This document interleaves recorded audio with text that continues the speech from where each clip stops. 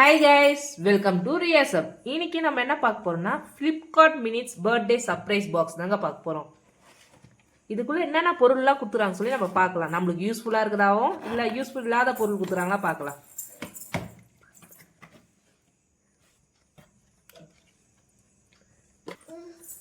ஒரு பென்சிலுங்க, ஒரு பன்னீர் டிக்கா மசாலா மிக்ஸ் ஒன்று கொடுத்துக்கிறாங்க, செஸ்வான் சட்னி, பியூர் மேஜிக் இதில் 2 கொடுத்துக்கிறாங்க, பட்டர் மில்க் ஒன்று, அப்புறம் லெசி ஒன்று,